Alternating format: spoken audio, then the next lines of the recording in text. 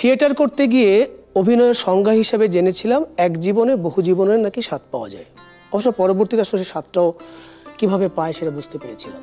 কিন্তু বাস্তবিক ক্ষেত্রে একটা মানুষ যদি এক জীবনে বহু জীবনের স্বাদ নিয়ে নেয় তাহলে কেমন হয়?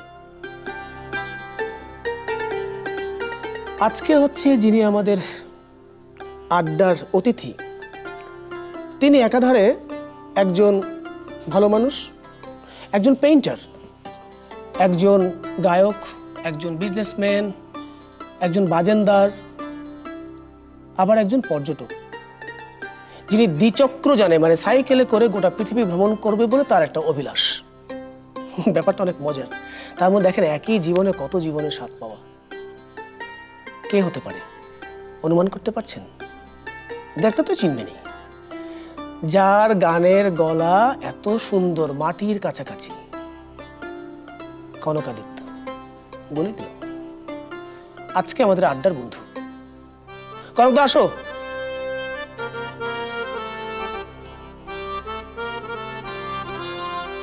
দর্শক, নর্মালি কিন্তু কনকদা এমন করে না, উনি কথা দিয়ে কথা রাখেন। আর ঢাকা শহরে যে অবস্থা, জ্যামেটাও আটকাতে পারে না। আসবে। আরে আমি তো চিন্তা করতেছিলাম তুমি কেমনে কেমন জ্যামে আটকেছো কিনা। আসতে আসতে বোধ হয় তো কই, মানে থাকো তো এখন গ্রামে। ওই তো আস্তে আস্তে দেরি হয়। ঢাকায় ঢোকা মানে হচ্ছে একটা ব্যাপার। তো তোমার গলা খুব খারাপ, কালকে বলতেছিলা। বসে গেছে হুটহাট করেই।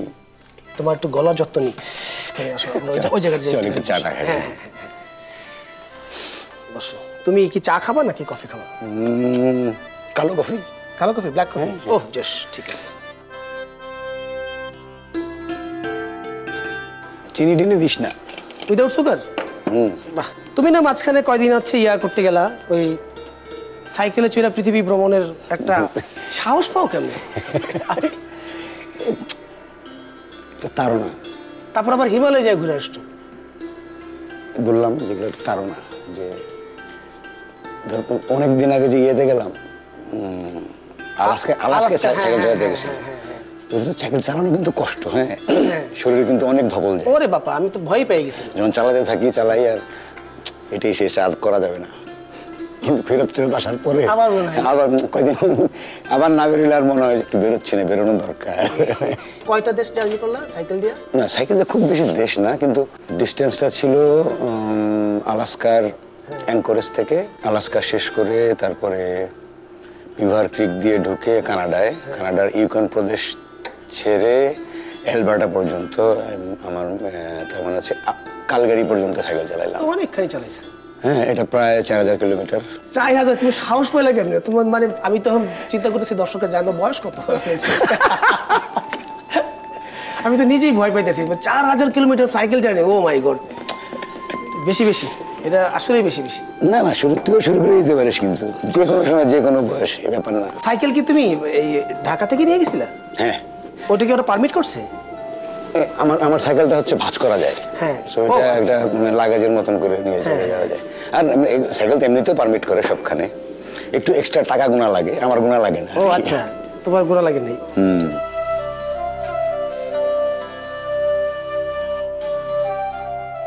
তবে লোকালিও মানে এই দেশে সাইকেল চালাইতেও কিন্তু আলাদা মজা আছে আমাদের এখানে না? ভীষণ। যে বিশেষ করে যে আমি ধর যে গত 5 বছর যাবৎ লোকালি একটা ট্রিপ দিই, সেটা হচ্ছে সীমান্তবর্তী যে সড়ক, সেই সড়ক দিয়ে, মানে কাঁটাতার গুলো আছে ইয়ের ভারতের, তার পাশ দিয়ে সবচেয়ে কাছে যে রাস্তাটা, সেটা মাটির হতে পারে, ইট বিছানা হতে পারে, পিচ ঢালা হতে পারে, যাই হোক, কিংবা ক্ষেতের আলো হইতে পারে, এরকম জায়গাগুলো দিয়ে প্রতি বছর ওই 6 দিন 7 দিন করে চালাই। তাতে ওই সীমান্তের জায়গায় ওরা কোনো ঝামেলা করে না? না, তেমন না। তুমি তাহলে এমনি কি মানে বাংলাদেশের কয়টা ডিস্ট্রিক্ট তাহলে কভার করছো? উত্তরবঙ্গের প্রায় সবগুলা। এই বিভিন্ন জায়গায় ঘোরাঘুরি কিংবা বিভিন্ন মানুষের সঙ্গে যে কথোপকথন, ওইটাই হচ্ছে আনন্দের বেশি। যেমন আমি আমার সহযাত্রীদেরকে বলতাম যে চালানোতে গল্প নাই, যেখানে থামবো ওখানেই গল্প তৈরি হবে। থামলাম মানে হচ্ছে মানুষের সঙ্গে কথা হইল। মানুষের সাথে মানুষের যে আসলে সম্পর্ক, এটা আমাদের এইখানে চাইতে ভালো বোধ আর কোনো জায়গায় নেই। না, ব্যাপারটা এরকম না তা ঠিক, কারণ সব জায়গায় কিন্তু মানে মানুষ ভীষণ কি বলা যায় হেল্পফুল, নানান রকমের নানানভাবে, মানে যে আমি বিভিন্ন জায়গায় গেছি আমাদের সঙ্গে থাকতে চায়, দুইজনটা কথা বলতে চায়, হ্যাঁ, দুইটা আপেল দিতে চায়, এক গ্লাস পানি খাওয়াইতে চায়। এই কালচারটা কিন্তু আমি দেখছি মানে শুধুমাত্র বাংলাদেশে, কি তুমি অন্য যে জায়গাগুলোতে আমি সারা অন্যান্য যত জায়গায় ঘোরাঘুরি করছি সবখানে পাইছি এটা। হ্যাঁ, ভীষণ রকমের।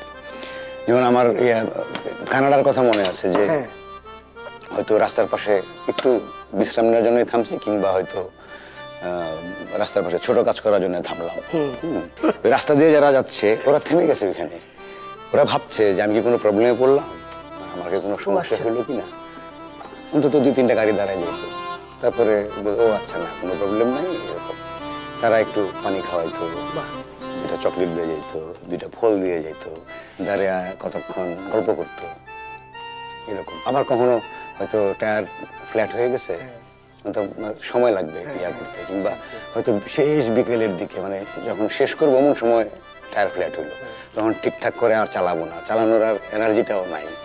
তখন হয় কি যে একটু হাতটা উঠালেই থামায়, লোকজন কিন্তু থামে, থেমে ওই হয়তো 5-10 কিলোমিটার দূরে একটা আমার ক্যাম্প গ্রাউন্ড, ওইখানে কিন্তু পৌঁছায় দেবে। আমি এমন মানুষও পাইলাম যে 18 কিলোমিটার দূরে আমাদের হচ্ছে একটা ক্যাম্প গ্রাউন্ড, মানে ওইখানে গিয়ে রাত কাটাবো। তো একটা মেয়ে ট্রাক চালাচ্ছে, ও আমাদেরকে বললো এইখান থেকে এখানে এখানে এরকম জায়গায় যেতে পারবা, যাও। সে কথা বলে আমরা রওনা দিয়ে দিলাম, কিন্তু ও দেখলাম ঘুরে আবার আমাদের পিছন পিছন আসছে। ওই মানে খেয়াল করতেছে যে কি প্রবলেম, কিন্তু ও পুরোটা সময় আমাদের সঙ্গে আমাদেরকে ওই ক্যাম্প গ্রাউন্ডে রেখে তারপরে সে আবার ব্যাক করছে। ওইদিকে অন্ধকার হয়ে যাচ্ছে, কাজে মানুষের ইয়া পাওয়া যায়, ভীষণ রকমের সাহায্য। দেখো তো ঠিক আছে কিনা,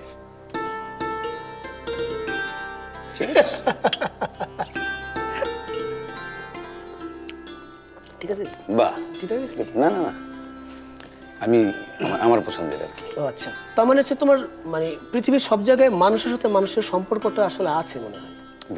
মানুষ তো এক মানুষ তো আর মানুষের পছন্দ করবে, করে, এটাই স্বাভাবিক। আমরা মনে ব্যাপারটাকে ক্রিটিক্যাল বানাই ফেলি না, কি যে আমরা শহরের মানুষ হতে পারে, বা তার যে চলাফেরার গতি, তার যেটা সেটা নিয়ে নানান রকমের ভাবনা, সেটার জন্য হতে পারে। কারণ দেখো ছোটবেলায় আমরা দেখছি যে, আমি জানি না এটা একটু মানে কোড আনকোড, আসলে আমরা দেখছি যে পূজাতে লিটারেলি আমার বাসায় মন্দির থেকে খাবার আমার বন্ধু পাঠাইতো, যে এটা। আর ঈদের সময় মার সেমাই রান্না করলে বলতো যে গোপালকে ডাক, আমার একটা বন্ধু ছিল গোপাল, আমার বড় ভাই ছিল গৌরাঙ্গ, বলছে ওদের বাড়িতে দিয়ে। তো হয় না যে এই জায়গায় মন্দির, এই যেখানে মসজিদ, এই জায়গায় আমরা মানে কোনো ভেদাভেদ টেদাভেদ তো পাইনি। আর গ্রামে গেলে চিনুক আর না চিনুক কোনো একটা বাড়িতে আইসে বলতেছে কি মা একটু পানি দিবা, খালি পানি কোনোদিন আমিও তো দিতে দেখিনি, হয় সাথে একটু মুড়ি মুড়কি বা একটু মোয়া বা এটা সেটা।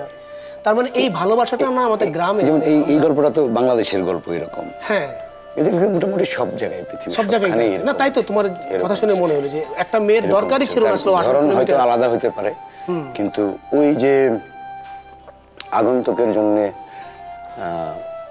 ভয়, ভীতিকর কিন্তু জিনিসটা, একটা মানুষ কেউ চিনছে না, এটার মধ্যে কিন্তু একটা ভয়ের ব্যাপার থাকে। কিন্তু এইখানগুলোতে কিন্তু এটা হয় না, যে আমরা রেডি হইতাম যে দুই দিক থেকে দুইজন গাড়ির পাশাপাশি যাওয়া যাবে না, ওরা ভয় পেয়ে যেতে পারে। কিন্তু যতই ভয় পাক, ওই হেল্পটা সবাই ঠিকঠাক মতন করবে, গাড়ির পিছনে তুলে নিয়ে চলে যাবে, একদম জায়গার মতন পৌঁছায় দিবে। এগুলো কিন্তু সবসময় হইতেই থাকে, দারুণ ব্যাপার। না না, আসলে এটাই হওয়া উচিত। এই কয়েক বছর যাবত আমি বাংলাদেশের যে ট্যুরের কথা বলতেছিলাম, যে এটা এখানে তো মানুষ কি অপূর্ব। হয়তো নদীর পাড়ে থামলাম, যে নদীর পাড়ে তাঁবু টানে ঘুমাবো, তো পাশেই হয়তো যে লোকালয়, সেই লোকালয়ের এক চাচা আসলো বা একজন চাচি আসলেন, তোমরা এখানে থাকবে না, আমার বাসায় চলো। এরকম হয়েছে, তারা উঠায় নিয়ে গেছে, নিয়ে মানে খাবার দাবার আমরা সবসময় নিজেদের রান্না করে খাই। আমার বাড়িতে আয়, আমার বাড়িতে আয়, আবার ফেরার যাওয়ার সময় কান্নাকাটি। মানে এই যে অল্প সময়ে, মানে 10টা ঘন্টা বা 8টা ঘন্টা একসঙ্গে থাকা, এর মধ্যে এক ধরনের আত্মীয়তা তৈরি হয়ে যায়। আমি এটা প্রতি বছর কিন্তু আমার এই বাংলায় দেখতে পাচ্ছি। এটা অন্যখানেও এইটাই তো বাংলা রূপ আসলে। এই আলাস্কা তো এটা আমি টের পেয়েছি যে ওই $5 $10 এর বিনিময়ে ওদের ক্যাম্প গ্রাউন্ডে থাকার সুযোগ। আচ্ছা, কিন্তু দেখা গেল যে যারা ওনার ক্যাম্প গ্রাউন্ডের, ওরা গোসলের ব্যবস্থা করে দিচ্ছে, যেটার জন্য আলাদা পে করা লাগে।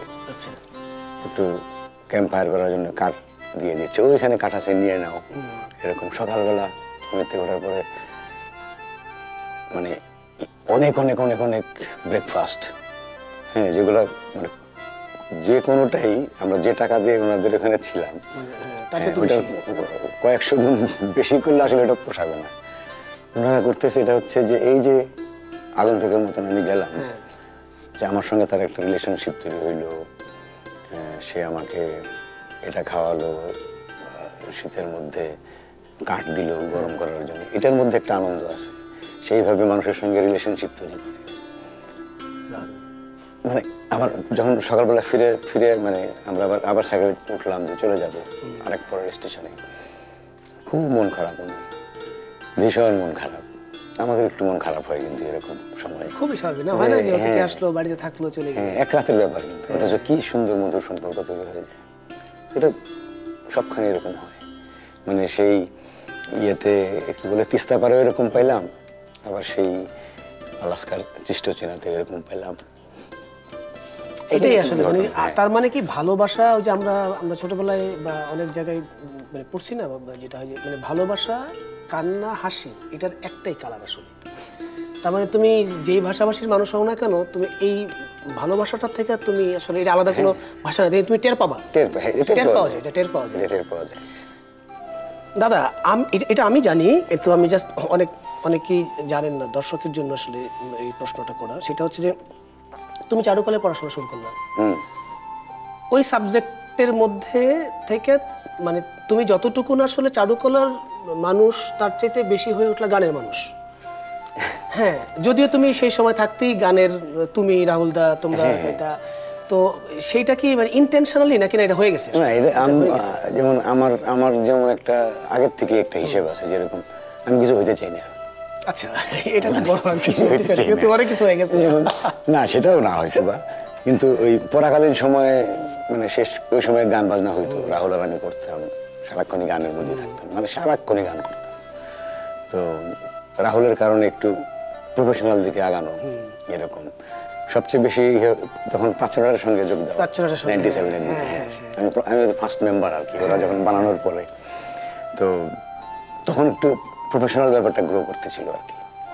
কিন্তু আবার চারুকলায় মানে পেন্টিংয়ে পড়তাম, আমি আবার বিভিন্ন জায়গায় বিভিন্ন এজেন্সিতে কাজ করা শুরু করি।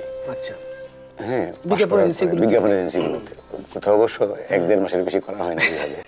কিন্তু তুমি কি তখন ওখানে ভিজুয়ালাইজার হিসেবে কাজ করতে, নাকি না ক্রিয়েটিভ গ্রাফিক ডিজাইনার হিসেবে, আর্ট ডিরেক্টর হিসেবে, এরকম?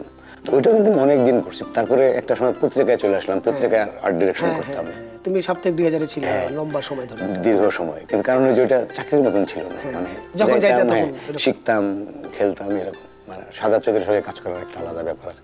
আমার জীবন চলার শেখা যেরকম, সেটা কিন্তু তার কাছ থেকে অনেকটাই আসে। ভীষণ মানে একটা আনন্দের সময় আমার ছিল ওইখানটায়। ওইখানকার বন্ধুরাও কিন্তু এখন অনেক ভালো বন্ধু আমার। এখন আমরা একসঙ্গে আড্ডা দিতে পারি, হ্যাঁ, বা খুব কাছের মানুষ ওইরকম। ওইখানেও কিন্তু একটা ফেজ এরকম ছিল যে আমি প্রফেশনাল আর্ট ডিরেক্টর, কিংবা তারপরে ক্রিয়েটিভ ডিরেক্টর, তারপরে এরকম করে হয় না, এরকম যাওয়ার কথা। কিন্তু আমি কিন্তু ওইটা বন্ধ করে দিলাম, যে আমার মনে হয় এটা আমার মতো না, মানে আমার আরাম, আমার গান গাওয়া, আমি থিয়েটারের সঙ্গে জড়িত, থিয়েটার করা বা উল্টাপাল্টা ঘুরতে টুরতে যাই, এগুলোর সমস্যা হতে পারে, এই চিন্তা করে কিন্তু আমি আর ওই লাইনটা একদমই করলাম না। আচ্ছা, ছেড়ে দিলাম। ছেড়ে দিয়ে তারপরে কি, আমার বন্ধু, বউ, সহপাঠী জাইবুল ইসরা, ও যখন শুরু করে, এই ও নিজে পোশাক ডিজাইন করতো, তারপরে একটা এক্সিবিশন করলো, ওইখানে আমরা হেল্প করলাম। এরকম করতে করতে ওকে আমি এবং আমার আরেক বন্ধু সবুজ, ওকে হেল্প করতে গিয়া আমরা জড়াই গেলাম, বিশাল হয়ে গেছে। এটা ভালো হয়েছে, হেল্প করতে নেশালে জড়াই গেছে। হ্যাঁ, সেটা ওইটাও আমি ওখানেও ফাঁকিবাজি করি। এটা তার মানে তুমি হচ্ছে মোটামুটি তালে নামাই দিয়া যাই হোক, মানে এরকম এর মধ্যে ধুমধুমার মানে নানান ভাবে জলের গান, সবকিছু এটা আলাদা আলাদা। এটার সঙ্গে মানুষের সম্পর্ক আরো সরাসরি, দেশের সঙ্গে এরকম যে তাঁতিদের সঙ্গে সম্পর্ক, বিভিন্ন কর্মীদের সঙ্গে সম্পর্ক, কর্মসংস্থান তৈরি হচ্ছে, এটা দেখার একটা আলাদা অন্য একটা আকাঙ্ক্ষা আছে। হ্যাঁ, যে অনেক মানুষের সঙ্গে একসঙ্গে কাজ করছে, অনেক মানুষ। এইটা আবার যখন জলের গান হয় তখন খুব টু মাচ ক্রিয়েটিভ থিং, যে নতুন গান, নতুন জায়গায় যাওয়া, গান করা, বিদেশ যাওয়া, বিদেশি মানুষকে গান শোনানো, নানান কিছু এরকম। এটার সঙ্গে ফেসবুক, এটার সঙ্গে ইউটিউব, এটার সঙ্গে ডিজিটাল প্ল্যাটফর্ম যেখানে অ্যালবাম যাবে, নতুন নতুন খুব সব সেক্টর, কিন্তু ব্যাপারটা খুব স্ক্যাটার্ড হতে শুরু করলো। হ্যাঁ, আবার ওয়েবসাইট, এটা সেটা নানান কিছু। ওয়েবসাইট বানাতে যাচ্ছে, ওয়েবসাইট বানানো শিখে ফেললাম এরকম। মানে প্রয়োজনে দাম করে, প্রয়োজনে যখন যেটা লাগছে। আমার তো একটা খুবই মনে আছে, আমি জাস্ট প্রাচ্যনাটে ঢুকছি 19 তোমাদের পরে, আমি অনিমেষ, রাসেল টাসেল এরকম আর কি। তা আমার খুব মনে আছে তুমি তখন মিরপুরে থাকতে, রাহুল দামর মিরপুরে থাকতো, আমি পাশাপাশি। তারপরে আমি মাঝে মাঝে তোমার সাথে আইতাম। আমার খুব মনে আছে রিক্সায় করে আমরা তিনজনে হইতেছে যে মানে হয় না যদি খালি গলায় তোমরা গান গাইতেছো, আমি মন্ত্রমুগ্ধ হতে হয় না, তখন তো আমি আসলে শিখতেছি তোমাদের কাছ থেকে। মানে অদ্ভুত সেই এই সময়গুলো দারুণ দারুণ কাটছে। আমার একটা এখানে একটা জানার বিষয়, যখন জলের গান তৈরি করলাম, অন্যান্য ব্যান্ড বলতে আমরা বাংলাদেশে যে সমস্ত ব্যান্ডগুলো তখন ফর্মে দাঁড়াইছে তাদের একটা স্ট্রাকচার আছে, যে এখানে 5 জন 6 জন থাকতেছে, কেউ বেস, কেউ লিড, কেউ কিবোর্ড, কেউ ভোকালিস্ট, কেউ হচ্ছে পারকেশন বাজায়। পারকেশন খুব কম ছিল, ওয়ারফেস ছাড়া ওরকম খুব একটা অন্য জায়গায়। কিন্তু জলের গানে এসে দেখলাম আমরা এখানে লটস অফ পিপল আর দেয়ার, এখানে অনেক মানুষের সমাগম। এখানে 3 জন 5 জনের গল্প না, গল্পটা এখানে তোমার 2 জন গান গাইছো, 2 জন ভোকালিস্ট, মেইন ভোকালিস্ট 2 জন, পারকেশনে থাকতেছে 2-3 জন এদিকে, এবং সেই যন্ত্রগুলি আমাদের কাছে সেই সময় একেবারেই যে খুব পরিচিত যন্ত্র তা না, ইনোভেটিভ। আচ্ছা, এই যন্ত্রটার নাম কি, এটা এমন কেন, এইটার বাজনাটা কোনটার সঙ্গে জানি মিলতেছে, এটা কি তোমরা শুরু থেকে মানে এটা কি বলে অ্যাকোমোডেট ব্যাপারটা কি ভাইবা চিন্তা আগাইছো নাকি না প্রয়োজনে তৈরি হয়েছে? পুরো ব্যাপারটার সঙ্গে কিন্তু আছে, প্রাচ্যনার জড়িত কোনো না কোনো ভাবে। আচ্ছা, আমি আর রাহুল তো গান করতাম, এমন দুজনে মিলে বিভিন্ন ভাবে চিন্তা করছি যে আচ্ছা ব্যান্ড বানায়, অমুকে ডাক দিই, তমুকে ডাক দিই। রাহুলের শান্তিবাগের বাসায় চারুকলার 2টা নিউটন আর রুমেল গেছে যে ওরা আমাদের সঙ্গে বাজাবে, এরকম অনেক ভাবে নানান ভাবে ট্রাই করা হয়েছে, কিন্তু কখনো আর ওইদিকে হয় নাই। কারণ আমরা প্রাচ্যনাটের প্রতি মানে অনেক বেশি তখন ডেডিকেশন ছিল। সারাক্ষণ আসলে আমরা দল করতাম। প্রাচ্যনাট থেকে একটা প্রোডাকশন করা হয়, ফুল পাখি নদীর গান। তো ওইখানে কিন্তু সবাই আমরা স্টেজে থাকতাম, যা যে যেটা পারে সেটাই কিন্তু বাজায়। আমরা প্রাচ্যনাট অনসাম্বল, মিউজিক্যাল অনসাম্বল, যেটা ওই অনসাম্বলটারই একটা পরবর্তীতে প্রোডাকশন হয়েছিল, নাম ছিল ফুল পাখি নদীর গান। যাই হোক, নাটকের গানগুলো করতাম আমরা, নাটকের গানগুলো করতাম, কিংবা আমি কোরাই আনতাম, রাহুল কোরাই আনতো, ওগুলাও অ্যাকোমোডেট করা হতো ওই গানগুলোতে। ওইখানে একটা কিন্তু ক্যারেক্টার দাঁড়ায় যায়। আচ্ছা, প্রাচ্যনাটের শো করতে গিয়ে কিন্তু একটা যে সবাই এটা বাজাচ্ছে সেটা বাজাচ্ছে, হ্যাঁ, ওই টোটাল কম্বিনেশনটা তো একটা, ওইটা কিন্তু আমাদের ক্যারেক্টারিস্টিক্সের একটা পার্ট। জলের গানও ঠিক কিন্তু ওইরকম, এটা টের পাওয়া যায় যে আমরা চিন্তা করি যাচ্ছে আমার এই সাউন্ড দরকার। আরেকটু আছে, সেটা হচ্ছে যে কাপ্তে মানায় আমি অভিনয় করতাম। আমাদের প্রথম অ্যাক্টিভিটি 2 নাটকের যে ছোট ছোট কাপ্তে মানা 2 বলদের গল্প। তো ওই কাপ্তে মানার মধ্যে আমার একটা ক্যারেক্টার ছিল, ওখানে এক এক সময় এক একজন এক একটা ক্যারেক্টার। আমার একটা ক্যারেক্টার ছিল হচ্ছে বাউল, একদম শেষের দিকে এসে দোতারা বাজায় গান করা। তো যেহেতু ছোট নাটক, আমরা এটা পথ নাটকের মতো, এটা তো আউটডোরে হইতো বেশি। আউটডোরে হইলে কি হইতো, অনেকক্ষণ যাবৎ ওই দোতারাটা বাইরে পড়ে থাকতো। তো কি হইতো যে কুয়াশায় ও ড্যাম্প হয়ে যেত। যখন বাজানো শুরু করতাম তখন আর বাঁচতো না। তো ওই যে বাঁচতো না, কিন্তু মাথার মধ্যে এটা আছে যে এটা শব্দটা তো আমার দরকার, মানে দোতারার শব্দটা দরকার, কিন্তু দোতারা তো বাইরে ফেলে রাখলে বাজে না পরেতে। তো ওই সেন্স থেকে হচ্ছে যে পরবর্তীতে যে আমি যেগুলো বাজাই এখন, কিংবা আরো কিছু বানানো জিনিসপত্র, যে আমার ওই টোনটা দরকার, কিন্তু এটার যে ইঞ্জিনিয়ারিং যে সুবিধাটা সেটা নিতে হবে। এই কারণে কিন্তু আমাদের ইনস্ট্রুমেন্ট বানানোর একটা ব্যাপার। ও আচ্ছা, তার মানে ওই টোন ঠিক থাকবে। হ্যাঁ, কিন্তু আবার আচ্ছা এরকম একটা গান বানানো হয়েছে, এটার মধ্যে আমার এরকম একটা টোন দরকার, এটা তো ইয়েতে পাচ্ছি না, মানে প্রচলিত ইয়েতে এগুলোতে পাচ্ছি না আমরা, আমাদের কাছে ধারে কাছে যা আছে এগুলোতে পাচ্ছি না। তো গো ফর ইট, এরকম একটা কিছু বানানো যাইতে পারে। এইভাবেই কিন্তু আস্তে আস্তে হয়েছে। বড় দোতারা বেজ হয়ে গেছে, হ্যাঁ, কিংবা ঢোলের সঙ্গে একটা সুতা বেঁধে দিয়ে রাহুল ঢোল তারা বানায় ফেলছে, যে প্রাচীনাটাও বাস্তব। হ্যাঁ, প্রাচীন মনে আছে, প্রাচীনাটা ওই বাঁশ দিয়ে এরকম বানায়, এরকম এরকম। আমার তো মনে আছে, তোমারও মনে থাকবে অবশ্যই। সেটা হচ্ছে আমরা ওই যে এই ম্যান ফর অল সেলস আমাদের একটা প্রোডাকশন ছিল, হ্যাঁ হ্যাঁ, ওইখানে স্টার্টিং এ ওই যে যখন আসলে ইমন ভাই মঞ্চে কথা বলতেছে, তখন টেনশন কেটে জন্য একটা আমি দেখছি ড্রাম কাইটা দুই পাশ থেকে তার দিয়ে, যেটার মধ্যে তারে টান দিলে পরে ধম, মানে এটা খুব গুরু গম্ভীর মানে হয় না, এটা থিঙ্ক এরকম। তো আমি তখন বুঝলাম না এটা এটা কেমনে কি, এটা আসলে বিশাল একটা একতারা, বিশাল আল্লাহ। যেহেতু মোটা এবং শব্দ মোটা হয়, একদম খাদের শব্দ। তার মানে জলের গানের সমস্ত ইনস্ট্রুমেন্ট তোমাদের মেক করে একদম, সব না, মানে ম্যাক্সিমাম, হ্যাঁ ম্যাক্সিমাম। কিছু কিছু জিনিস, যেমন কিছু জিনিস আছে যে বানাচ্ছি হয়তো ফেল করতে পারে, ফেল করলো, ওটার বিকল্প হিসাবে আবার, যেমন গিটারটা আমরা কোনোদিন গিটারটাই রাখছি, গিটারটা আমরা কখনো বানাইনি, মানে কারণ গিটার ও নিজেই এত বেশি শক্তিশালী একটা জিনিস, ওকে রিপ্লেস করা, ওকে বানানোর কিছু নাই, এরকম। এই জন্য মনে জলের গান যদি অন্যরা কেউ গাইতে যায় তাদের জন্য একটু সংকট হয়ে যায় ইনস্ট্রুমেন্টাল জায়গা থেকে, কারণ হয় না ওরা তো গাইলে কি করবে, ওরা তো ওদের এরকম হতে পারে যে যে জলের গান একটু এলোমেলো, হ্যাঁ, মানে খুব পশ পলিশ এরকম কোনো কিছু না। কারণ আমরা ওরকম সবসময় চিন্তা করছি যে যে শব্দটা যেরকম, যে আবহাওয়াটা যেরকম, ওইরকম করে প্রেজেন্ট করতে, এটা ছবি আঁকতে চাওয়া যেরকম ওই রকম কাজে, খুব যদি পশ না, সেক্ষেত্রে একটু এলোমেলো হয়ে যাওয়া, বেসুরা হয়ে যাওয়া। আমরা যেমন অ্যালবামে লিখে দিতাম যে আমরা তো বেসুরাই নেই, মানে এরকম। কিন্তু আমরা চাইতাম যে আমাদের দরদটা, আমাদের প্রাণটা যেন ওই গানটার মধ্যে থাকে, অতটুকুনি। এই কারণে আমাদের পক্ষে যে কোনো কিছু করা আসলে সহজ হয়ে যায়। আমার ভাঙা গলা নিয়েও আমি গাইতে পারতেছি, খুব যেহেতু পলিশ কিছু যায় আসে না, কারণ আমি প্রাণটারই আসলে দিতে চাইছি, মানে ওইখানে ওই দরদের জায়গাটা ঠিকঠাক আছে। এখন আমার প্রজেকশন কি হলো না হলো এটা তো আসলে, আর এমন কোনো গানই গাইতে চাই না যে গানটা আমি আসলে বিশ্বাসও করি না, আমি বলতেও চাই না কথা। এই যে তুমি কিন্তু আমার একটা চান্স দিয়ে দিলে, কত কি চান্স তুমি কিন্তু কইছো যে গলা ভাঙা হইলো কিন্তু গান গায়ে ফেলাতে পারি, তাতে কিছু যায় আসে না, তো আমরা একটু গান গাইতেই পারি। আচ্ছা, সেইটা তার আগে যে আমি টালি খাতা নিয়ে বসছি, এই টালি খাতাটা মানে মানে হয় না, এই টালি খাতাটার মধ্যে কিছু নস্টালজিক ব্যাপার থাকে তো, এবং তুমি ভীষণ নস্টালজিক একটা মানুষ।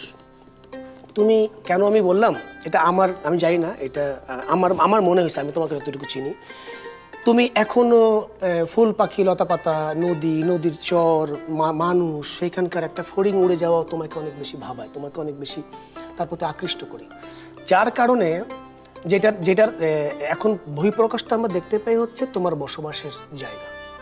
তুমি যখন ঢাকায় ছিলে, মিরপুরে ছিলে, আমি তোমার বাড়িতে গেছি, এখন তুমি যেখানে থাকো সেই জায়গাটা একেবারেই একটা, মানে যদি আমরা বলি একটু বন্য ব্যাপার, একটু জঙ্গল, কিন্তু সেটা অনেক পরিপাটি না, একেবারে অগোছালো, মানে ও ওর মতো করে বেড়ে উঠুক, তুমি তাকে বাধা দাও, মানে তুমি তোমার সঙ্গে অন্যান্য প্রাণীদেরও নিয়েও বসবাস করতে চাও, এটা আমার মনে হয়েছে। তুমি শুধু তোমাকে নিয়ে ভাবো না, তুমি আসলে ওই যে পোকাটা উঠে যায় ঘর বাড়ি, তুমি ওর ঘরটাও রাখতে চাও, মাকড়সার জালটা তুমি এখান থেকে সরাতে চাও না, বরং তুমি নিচু হয়ে চলে গেলা, ওর যেন কোনো অসুবিধা না হয়। এই যে প্রাণ প্রকৃতি আর তুমি, এটা একাকার কখনো কখনো মনে হয়েছে? এটা হয় কি যে ওই যে সঙ্গদোষের লোহা ভাষার মতো, যেমন আমি তো গ্রামেই বড় হওয়া মানুষ, তো গ্রাম নিয়ে তো আমার আধিক্যতা থাকার কথা না, আসলে নাই ওই রকম। কিন্তু আমি যার সঙ্গে বসবাস করি, এটা তো ঢাকায় বড় হওয়া মানুষ, ইট কাঠ পাথরের মধ্যে বড় হওয়া, মানে একদম পুরনো ঢাকার একজন বাসিন্দা, মানে আমাদের গ্রামের বাড়ি একদমই শহরের মানুষ, যেটা বলি আমাদের গ্রামের বাড়ি থাকে, ওদের তো গ্রামের বাড়ি না, ওইটাই তো গ্রামের বাড়ি। ওই একসঙ্গে পড়তে গিয়ে আমি যে গল্প করতাম, যে আমার গ্রামের গল্প, আমার যে সোনালী সময়ের গল্প, যেটা থেকে আমি আসলে কখনোই বের হইতে পারি নাই, এখানে ইউনিভার্সিটিতে পড়তে আসছি, পড়াকালীন সময়টা পর্যন্ত, তারপরে তো আমি ছুটে আবার চলে যেতে চাইছি। তো এইসব গল্পের কারণে ও কোনো না কোনোভাবে এটার সঙ্গে জড়িয়ে গেছে, ওরই আসলে ইচ্ছেটা বেশি যে সে গ্রামে গিয়ে থাকবে। তো এরকম আমারও ব্যাপারটা এরকম হয়ে গেছে যে থাকলে ঠিক আছে, এরকম জায়গায় থাকা যায়। আর গড়ে ওঠা যে এখানে এখন এরকম এই গাছটা দরকার, এই গাছটা লাগানো, এরকম এরকম ও যেমনি যেমনি বেড়ে উঠতে চাই এভাবে বেড়ে উঠছে। আমার যেমন একটা স্বপ্ন ছিল এরকম যে আমি আমার ঘরে ঢুকবো, যে এই গুণলতাটা চারদিকে বেড়ে উঠছে, ওকে সরাই ঘরে ঢুকবো, মানে ওইটাকে হইতে দেওয়া আর কি, মানে ওকে এলোমেলো করে না ফেলা, সেটাই, এতটুকু নেই। না এটা সত্যি, আসলে এটা মানে হয় না প্রাণের একটা ইয়া। আমি এই যে খাতার মধ্যে কিছু জিনিস নোট করে রাখছিলাম, তো আমি যেমন এবার একটু গান নিয়ে যাব। গানে এরকম তুমি জলের গানে যে ধরনের গান তুমি ওখানে পরিবেশন করছো, তার মধ্যে আমরা এক ধরনের কখনো কখনো ফোকের ছোঁয়াটা পাইছি, ম্যাক্সিমাম আমি ফোকের ছোঁয়াটা পাইছি, বাজানো তো তাই পাইছি। সেটা ধরো যে তুমি আমার পাশে বন্ধু হইতে যেরকম আছে, বা লিলুয়া বাতাসে নিরাগ পানিতে সেরকম আছে। কিন্তু একটা গান, এই যে সেই গানটা, তোমার একটা গান আছে বেহায়া আমি, এই গানটা তোমার নিজের লেখা। এই গানটাতে যাইয়া যখন শুনি তখন আমার কাছে মনে হলো এই গানটা একটা অন্য সুরে, অন্য গায়কিতে, অন্য একটা কনকাদিত্যকে আমি খুঁজে পাইতেছিলাম ওইখানে, যেখানে আমি লিলুয়া বাতাসে বা নিরাগ পানি বা তুমি আমার পাশে বন্ধু হইতে যে ধরনের একটা ছিল, যে এইটা মানে কনকাদিত্য, ওকে ওইখান থেকে বের হয়ে আমি এই বেহায়া তোমাকে অন্যরকমভাবে একটা আবিষ্কার করলাম। একটু ম্যাচিউরড গান, কিন্তু এই গানের মধ্যে তোমার আকাঙ্ক্ষা, তোমার গায়কি এবং সেটাকে আমাকে ভিজুয়াল ভাবাইতো আমাকে।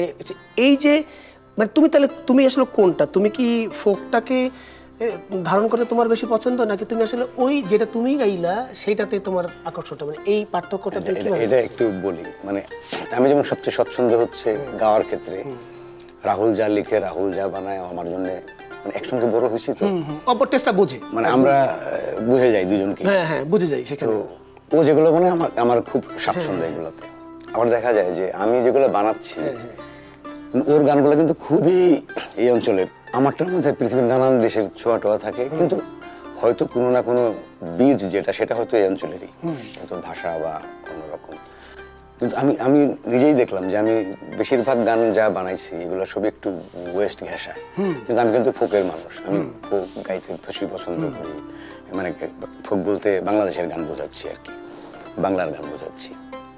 কারণ সবসময় বিভিন্ন পৃথিবীর বিভিন্ন দেশের পেরুভিয়ান যে রুট মিউজিক সেটা শুনতেছি, ব্রাজিলিয়ানরা শুনতেছি, কিংবা ইংলিশ শুনতেছি, গেইলিক শুনতেছি, এরকম সব জায়গার যে শেকরের যে সঙ্গীত, এগুলো কিন্তু এগুলা শোনার অভ্যাসটা আমার আর রাহুলের দুজনের ছিল। হয়তো ওইসব জায়গার থেকে আমার এটার মধ্যে কোনো না কোনোভাবে ঢুকতে পারে হয়তো বা। যেমন বেহায়া আমি, আমাদের তো গানে বা কথায়, কবিতায় প্রচুর পাওয়া যায়, কিন্তু ঠিক গানে এই ধরনের ভাষা পাওয়া মুশকিল। মানে কেউ আসলে হয়তো লজ্জায় বলতে পারে না, যৌনতা নিয়ে কথা বলতে চায় না, মনের ভিতরের যে বাসনা যেটা আমরা গোপন করি, আসলে সেই বিষয় নিয়ে এগুলাই কিন্তু কথা বলা। তো গানের মধ্যে মানুষ এগুলা খুব একটা আশা করে না। আর আলটিমেটলি এটাকে এটা যে একটা পার্ট, এটাকে এখন সামনে আনতো মানুষ এক ধরনের হেজিটেশন করে, কিন্তু এটা তো তুমি অস্বীকার তো করতে পারবে না। অবশ্যই যে মানুষের জীবনে তো সবচেয়ে বংশবৃদ্ধি এবং তার বেঁচে থাকার যে কি বলে খাবার দাবার সংগ্রহ করা, এই তো প্রাণীর মূল কাজ। মানুষ তো প্রাণী বই, আর অন্য কোনো কিছুর হিসাবটা তো অনেক পরের ব্যাপার। এরকম তো আমি আমার ওই বিষয়গুলো নিয়ে ভাবতে এবং লিখতে ভালো লাগে, সেই জিনিসটাকে সেটা বোঝা গেছে এই গানটার মধ্যে। এবং আরেকটা হচ্ছে তোমার আরেকটা চেঞ্জ আসলো, একদমই তুমি আরেকটা নতুন ভাবে তোমাকে পাইলাম, তোমার গলাটাকে নতুন ভাবে পাইলাম। সেটা হচ্ছে সম্ভবত জিয়া ভাই এটার কম্পোজার করছিল, পারাপার। আমি পারাপারটা শোনার পর আমি প্রথমে চিন্তা, জিয়া ভাই আমার এক সময় আমাদের কলিগ ছিল, জিয়া ভাই এখানে জব করতেন। তো জিয়া ভাই আমার বলছে এরকম একটা কনক কিনে একটা গান করবো। তো জিয়া ভাই আমাকে একদিন ওই লিরিকটা, জিয়া ভাই খুব ভালো লিরিক লিখে, তা আমি চিন্তা করলাম মানে শিরোনামহীনের একটা প্যাটার্ন আছে, সেখানে কনকদা গাইবো, তাহলে তাহলে কি কনকদার মতো করে গাইবো, হয় না এরকম। প্রথম যখন আমি গানটা শুনলাম, শোনার পরে আমি পুরাই মানে হয় না মানে অবাক, যে কনকদাকে আরেক রকম ভাবে পাইলাম, রকার কনক। এবং এইটার মধ্যে বিশ্বাস করো ওখানে মিউজিক্যাল যেই ইনস্ট্রুমেন্টের ব্যবহার বা যেই বাজাইছে যারা, টোটালটা মিনে একটা অন্য একটা কনক, মানে এইটা সেই কনক না যে জলের গানে দাঁড়ায় গানটা গাইতেছে বা একদম মাটির সেখান থেকে ডিফারেন্ট জায়গা থেকে একটা রক স্টার কনক গানটা গাইতেছে। এই তুমি এই চেঞ্জটা কেমনে করলা? না, এইটা একদমই আমার কিচ্ছু না আসলে, এটা একদমই জিয়ার ব্যাপার। মানে ওই যে একই রকম রাহুলের সঙ্গে আমার যেরকম অনেক দীর্ঘদিনের উঠা বসা, জিয়ার সঙ্গেও তাই একই রকম, যে একসঙ্গে স্টুডিওতে সময় কাটানো, গান নিয়ে, ওর সঙ্গে তো গান ছাড়া আসলে অন্য কোনো বিষয়ে কথা বলা, মানে 5 মিনিটের মধ্যে অন্য কোনো কথা শুরু হইলেও 5 মিনিটের মধ্যে আবার ওর সঙ্গে আমার গানের মধ্যে উঠা বসা এরকম, টেকনিক্যাল বিষয় আদি সমস্ত কিছু। তো ও আমি জানি যে ওর মতনই তো বানাবে, রক গানই বানাবে। আমি একটু কি বলে মানসিক প্রস্তুতি নিলা, চ্যালেঞ্জ নেওয়ার চেষ্টা করলাম।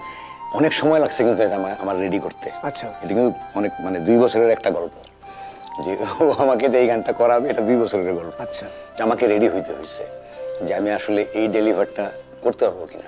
পারার একটা মাত্র কারণ হলো আমি ওই সময় একটু ফ্রি ছিলাম, কারণ তখন আমি জলের গানে স্টেজে গান করতেছি না, ছুটিতে মানে দীর্ঘদিনের ছুটিতে। কিন্তু যে রাহুল আরো বাচ্চা কাচ্চা নিয়ে, খুব তুখোর কিছু যুবক বাচ্চা কাচ্চা নিয়ে এসে বিদ্যর্পে দৌড়াচ্ছে, আর আমি চুপচাপ বসে আছি, পিছনের টুকটাক এটা সেটা দেখি, আর বেশি কিছু না। আমি ফ্রি, তার মানে কিছুটা। তো ওই সময় টুকটাক 1-2টা করে গান হচ্ছিল। নীল একটা গান বানাইলো, কোন একটা নাটকের জন্য, ওটিটি প্ল্যাটফর্মের জন্য, ওখানে একটা গান করলাম। তারপরে এরকম টুকটাক করে আমি একটু লিখছি, গান বানাচ্ছি, এরকম প্রচার হয় না যদিও, মানে বানায় রাখি। এরকম আমার এক সময় প্ল্যান হলো, আমার সাথে আমার বাসায় আরেক বন্ধু, ও কিছুদিন ছিল, ও হচ্ছে ডেথ মেটাল করে। আচ্ছা, আমার একটা প্ল্যান হলো যে ডেথ মেটাল করবো, একটা ডেথ মেটাল, ঠিক আছে, একটা জিয়া তো রক বানাচ্ছি, তারপরে একটা ক্লাসিক্যাল প্ল্যান করতেছি এরকম। এটা দারুণ। হ্যাঁ, তারপরে আবার এটা কাওয়ালি, এরকম, মানে এই গানের বিভিন্ন মাধ্যমের যে নানান এটা সেটা বিভিন্ন বাঁক টাক ঘুরে ওগুলা সবগুলার স্বাদ নেবে, এরকম একটা প্ল্যান চিন্তা করলাম।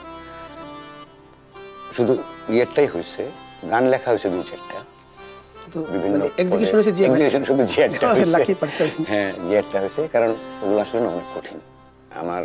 আমার মতো মানুষের পক্ষে ওই জিনিসগুলো করা খুব কঠিন। তুমি কি সুন্দর করে পাইরা গেছো, দাঁড়াও। এইবার হচ্ছে যে মনে হচ্ছে এইটারে না হলে না, মানে ঠিক জমে না। তুমি সে হোক, মানে তোমার ভাঙা গলা যাই হোক, আমাদের তো এখানে আসলে কারো ওই রকম শোনানোর কিছু নেই, কিন্তু আমি প্রথমে একটু বেহায়াটা শুনতে চাই।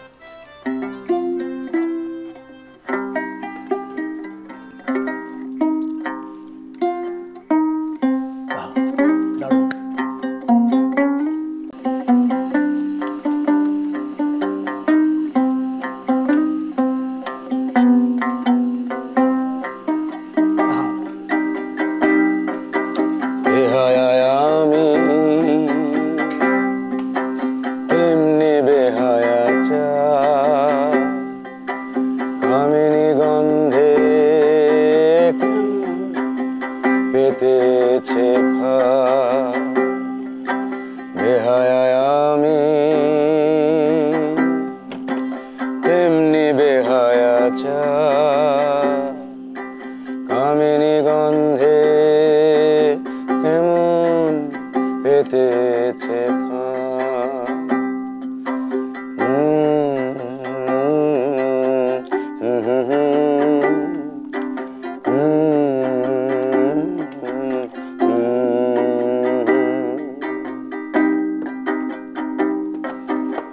আজ বুঝিনি, আর গাও না, গলা ঠিক আছে, কোনো সমস্যা নেই, কোনো সমস্যা নেই।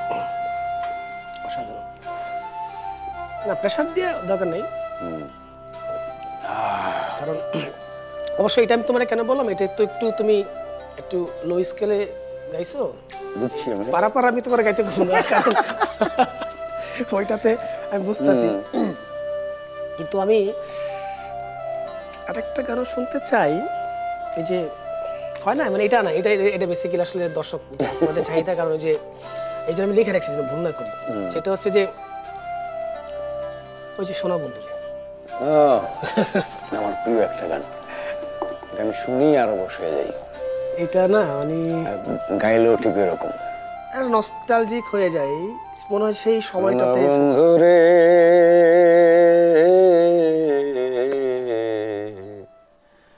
আমি তোমার নাম লইয়া কান্দি, সোনা বন্ধুরে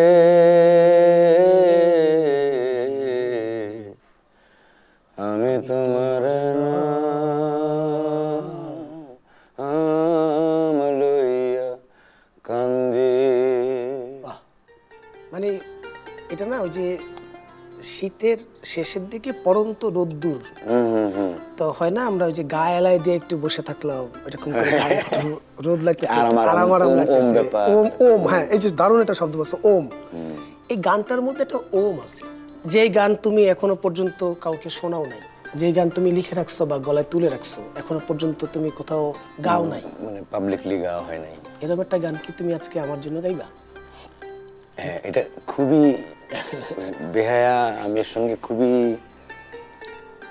খুবই ক্লোজ।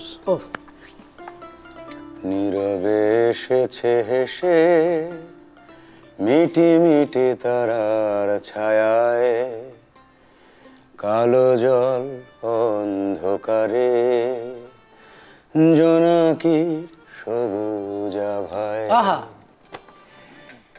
অথবা গোপনে এসেছে হেসে মিটি মিটি তারার ছায়ায়, কালো জল অন্ধকারে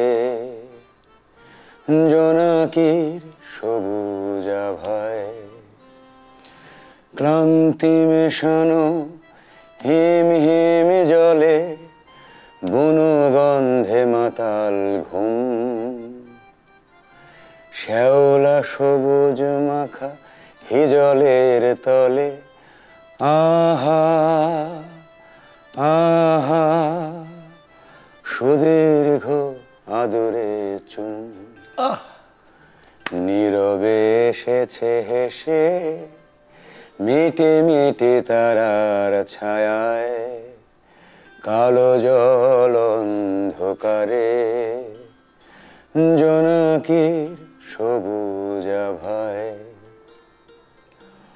অস্ফুটে কথা কয় তারাদের সাথে, অস্ফুটে কথা কয় তারাদের সাথে, চাঁদমালা হাসে আর কাঁদে, বলো সখী কি করে আমি বনলতা জড়িয়েছি, হারিয়েছি ডুবেছি মায়াবী প্রেমের ফাঁদে, বনলতা জড়িয়েছি হারিয়েছি ডুবেছি মায়াবী প্রেমের ফাঁদে, গোপনে এসেছে হেসে মিটে মিটে তারার ছায়ায়, কালো জল অন্ধকারে